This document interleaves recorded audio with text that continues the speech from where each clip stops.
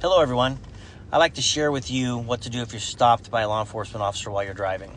When you first got your driver's license, you were taught to obey the speed limit, stop at stop signs, and don't drink and drive.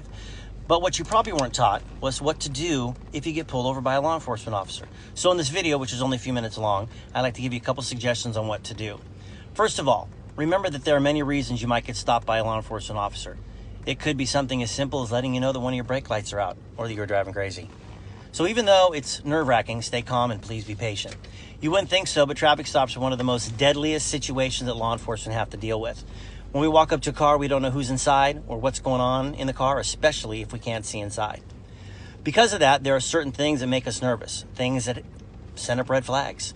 And a good plan is just to help each other avoid them. For starters, if you have tinted windows, roll them down, all of them, front and back. We need to be able to see in the car.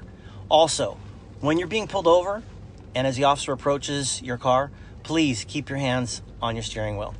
Don't put your hands in your pockets or reach for anything in the console or glove compartment. We don't want to see you leaning over and making any sudden movements or reaching for something under your seat. We don't know if you're going after a weapon or your paperwork. So please just don't do it. Same for your passengers. It's not that they have to put their hands up in the air or anything like that. On their lap is fine. We would appreciate everybody keeping their hands where we can see them. Once we get to your car, we'll give you instructions like, hey, we need to see your driver's license, registration, proof of insurance. At that point, you can say to the officer, hey, my driver's license is in my back pocket, it's in my front pocket, console, wherever it is it okay for me to get it? Then wait for our instruction. Don't reach for anything until you're instructed to do so. To make this go more smoothly, one of the things I recommend is having your vehicle registration and proof of insurance together in the same envelope. I personally use a case with a Velcro closure. I bought mine at a car wash. You can get them on Amazon for $5. And hey, if you got Prime, you got free shipping.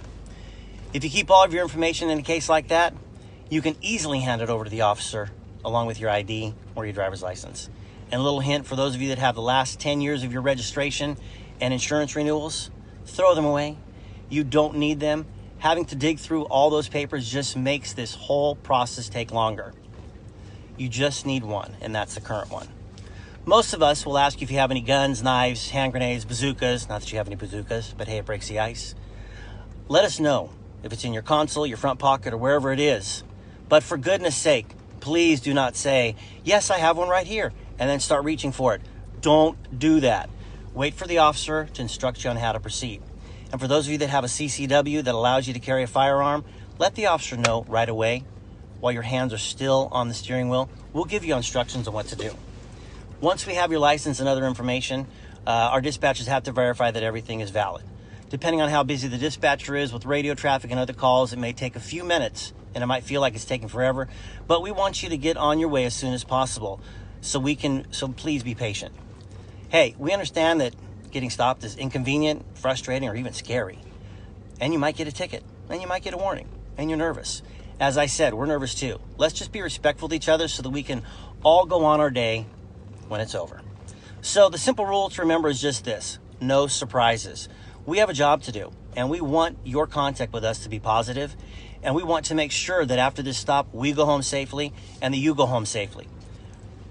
Well, whether you get a ticket or not, remember, a ticket is not worth a life, not yours or ours, and all lives matter. I encourage you to share this video with your children, your family, your friends, to make sure everybody is educated and that we can work together to make traffic stops stress-free as possible with everybody involved. On behalf of thousands of officers, thank you for watching this, sharing this video. Again, we thank you and have a great day.